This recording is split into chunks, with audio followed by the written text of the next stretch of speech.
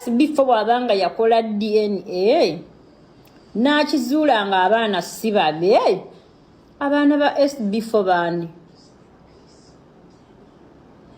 Naye basajja mmwe mukimanyiko nga muli eyo mukutuka enkutu ng'abaana be muwerera sukuulu fees si bamu. Bananga ojje ositule lumu abaana bonna batwale ku musaayi. Kubanga kweno economy eya Museveni engeri gyetuubamu okukeera ku makya n'okizuula nti omwana gw'obadde owererera si wo, obula kumuyisaamu ekiso mu lubuto omuggyemu ebyenda. Abakazi babasibira ddala abaana. Jjukira omukazi y'omuntu asobola okwegatta n'abasajja babiri olunaku. Abaana wano abeeryamu omwana olunaku asitula obusajja 12. Omukazi agenda eri ne bamwebakako, nodde ekiro naawe n'omwebakako, ogenda okukakkana olaba mukazi atandika kufujja musajja waate obeera wali eri olowooza kyaleka ge yamufunisa olubuto, kumba olubuto terubeerangako lulo. Oba ntegeerekeka yakati ekitegeeza okugyeko nga SB4 alina obuzibu mu kuzaala. Ate bananga abasajja bangi tebazaala. Munanga olaba abakazi abo ab'edda, abakazi babasibiranga ddala abasajja abaana. Mubeera mu bufumbo omusajja n'addeeba omukazi omwana omukazi n'agenda n'ayenda wabweru okugenda okukakkana ng'aleese olubuto olutali lwa musajja. Ngabye kiri nti omusajja yetaganangako mu ddwaliro ne bamupima nga tamanya azaala oba tazaala, ng'omusajja alowooza kyayika olubuto si lulwe. N'abasajja mugende mu malwaliro mulabo bamuzaala. Mwabaleetera abakazi okubaleetera abaana abatali bammwe.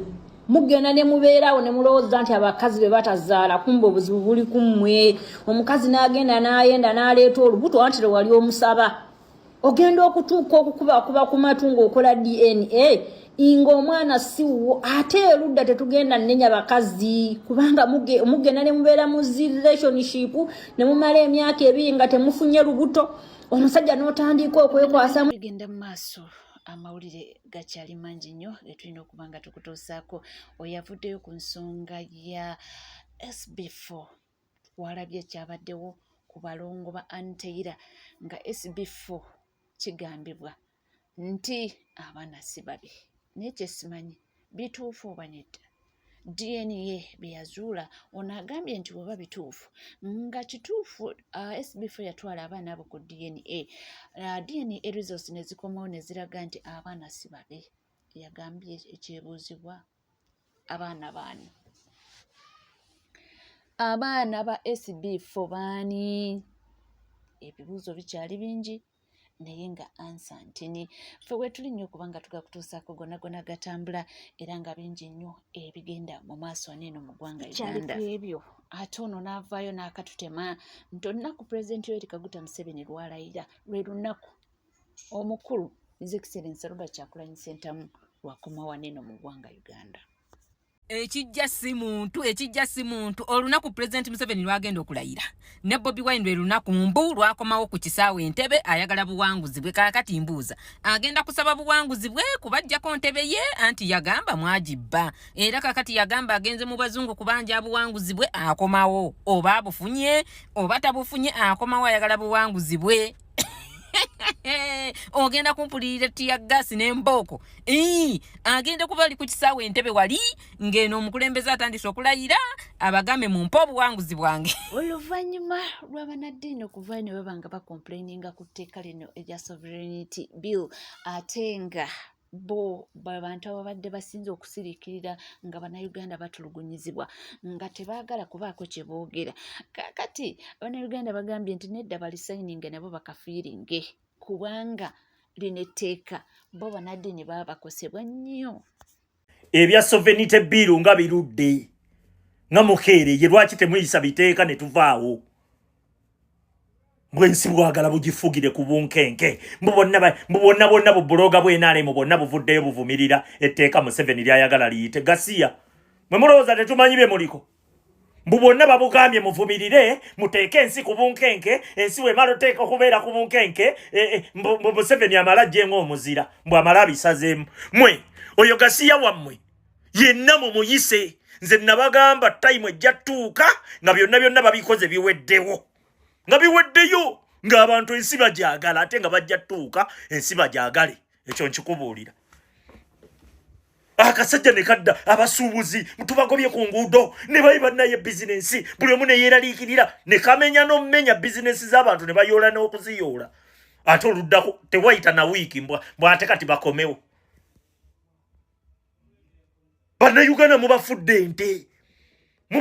ente balinga abali mu biraalo byammwe nti ogoba bwogobye okola byokoze ne byokola byonna mukola ebintu byonna nga mufiiriza bantu nga mumanyi ne situation abantu gye balimu abantu ne babeera eva ku bunkenke mbu kati muleese sovereignty bill mbu baddawo ku bunkenke Museveni bagenda yisa ekiteeka waliwo etteeka erigenda ofuluma erisinga obubi bwa Museveni okubeerawo obubeezi kwa Museveni kibi nnyo n'okusinga ebyo ebiteeka byonna bye bayisa era tuyina kugoba tuyina kuyoolawo kazambi ensowera zijja kgenda zokka neffe tubeeraawo tukwata attensioni yaffe tugiteeke ku nsowera mbu tuteeke attensioni yaffe ku nsowera tuli kuguli muwumbo ogwabba akalulu awo we tuli gwe twagala okuyoolawo tuguteeke gye gugenda then awo eggwanga likole ki lijja ttereera lyokka twagala Museveni kugenda wabba akalulu otugumbudde bannayuganda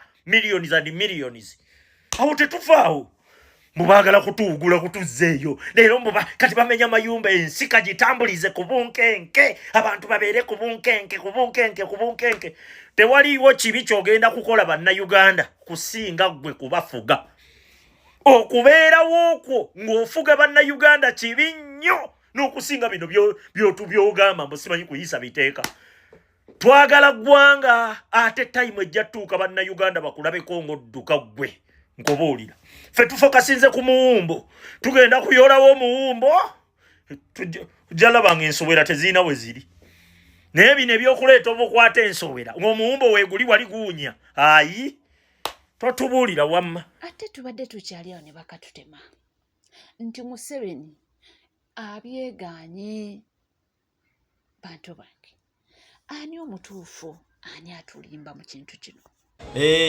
kati bitandise ndowooza bino mwabitegedde baganda bange Museveni yeegaanye ekiteeka kyabadde aleeta okuggyako eddembe bannansi ffenna yabuddeyo n'akyegaana n'atugamba nti byateesa okuteeka mu tteeka eryo ate si bye baataddemu kale kyewuunyisa okubeera ku levo ya pulezidenti ng'osobola n'osayininga ku kipapula ng'ebirimu si biwataddemu kyewuunyisa era kyennyamiza nnyo kale nze neebuuza ani abuzaabuzaani ogwo si gwe mulamwa gwa vidiyo eno omukulu wuliriza bulungi muganda wange tambuza vidiyo sharinga vidiyo wuliriza baganda bange kino ekintu kiriko ensibuko yaakyo yeriwa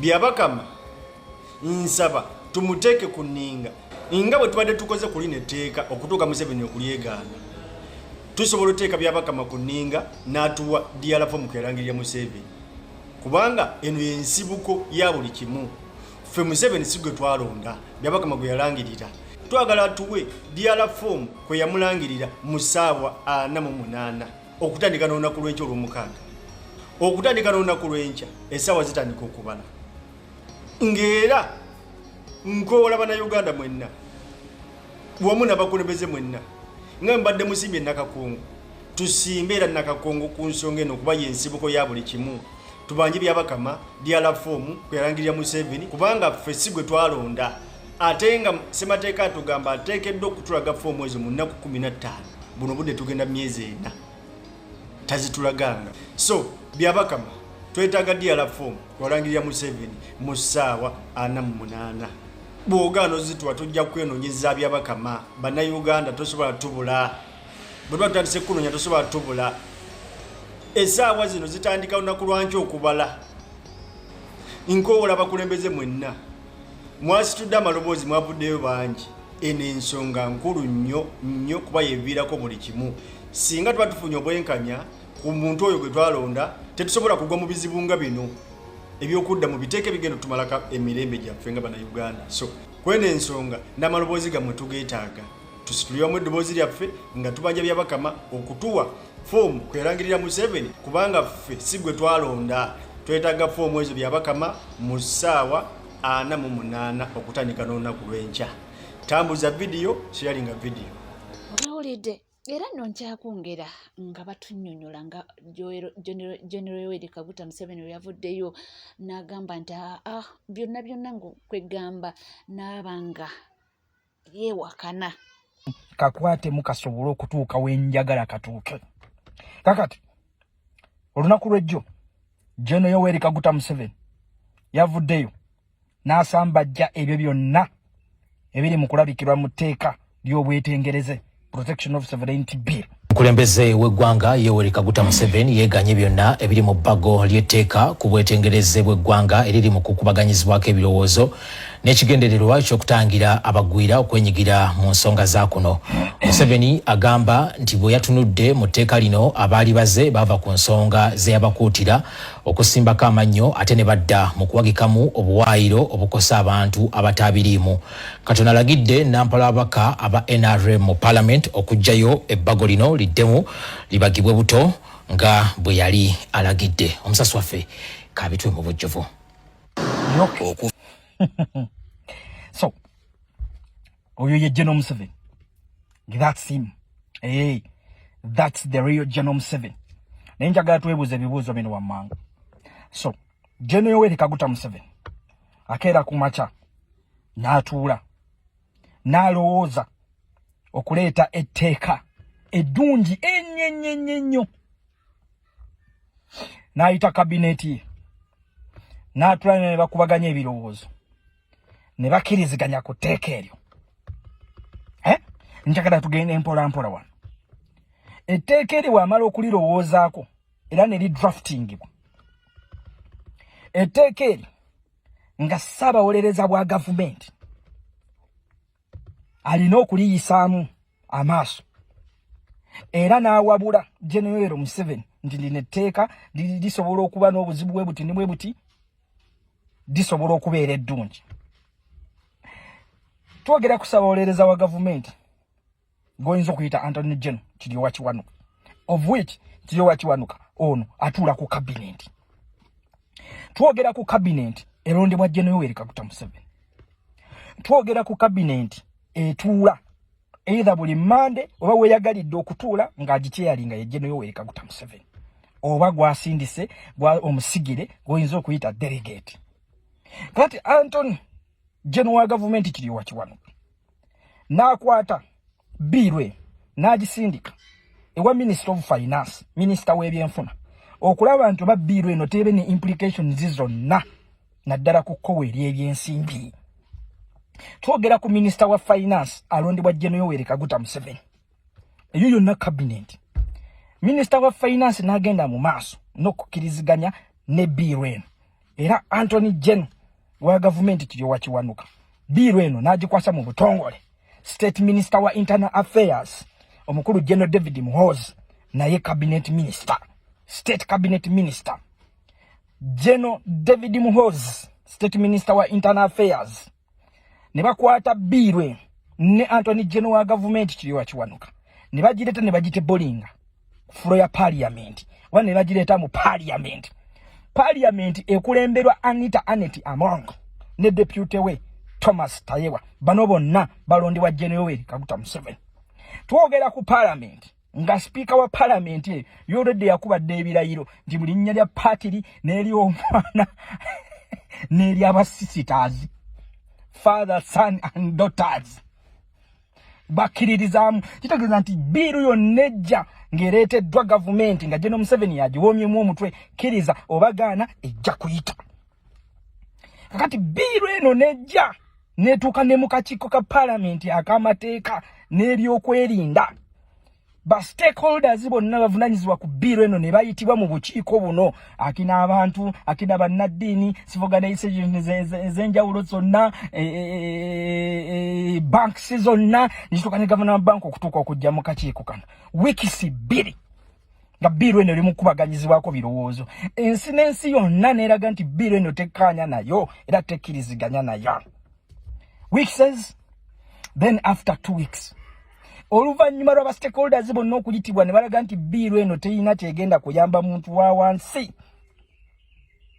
Biiru eno erina ebigendererwa ebibi ennyo eri bannansi. General Museveni had to come out after 2 weeks. N'abagamba nti bino ebiri mu biiru eno tetwabiteesaako. Si bye nateesaako. Mu bufunze kitegeeza nti clause 1, clause 2, clause 3, clause 4, clause 5 ezo zonna zaasimagolingibwa. Kitegeeza nti baminisita bano abatuula mu cabinet basobola osimagolinga clauses zino zonna ne ziyingira biiru eno. Naye nkujjukiza nti twogera ku baminisita abatuula ku cabinet kyeyalingirwa General Museveni ne delegate.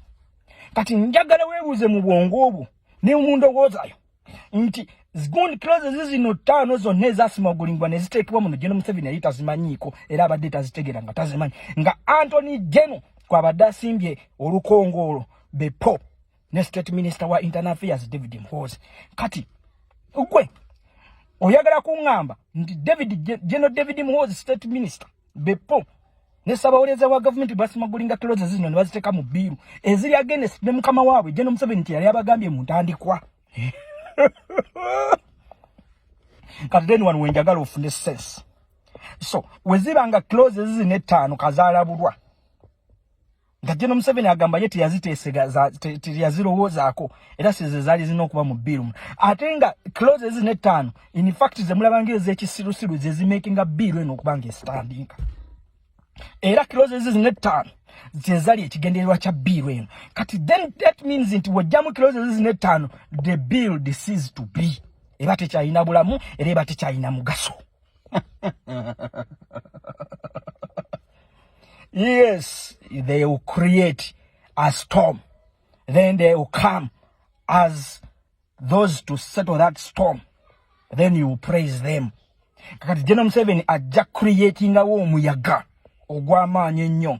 Ate ajje nga arwanyisa omuyaga ogwo era gusetolinge. Omuyaga ogwo amala ogusetolinga guveeyo okuba enduulu n'engalo ennene ogambe yo waffe. Yes, that's General Yoweri Kaguta Museveni. This bill was not a diversion. Tebakole kinusu. Eno bill teyali diversion. The bill was intentional. Erezo clauses ziwalabye naye zaali mu kuwakanya kyekyali ekigendererwa kya biiru eno. Guweebuuze lwaki yakava mu FDC Professor Yusuf Nsibambi biiru eno agisimbidde kooli n'abava agisimbidde kule yagamba ejja kuyita kagwake keetonye bye yakugamba ge mazima. Guweebuuze lwaki abadde avaayo yenna okukuba biiru eno babadde bamuyita kubanga azinira ku ntoli z'abazungu is a foreigner. Okategede so yo gwe bayita General Museveni.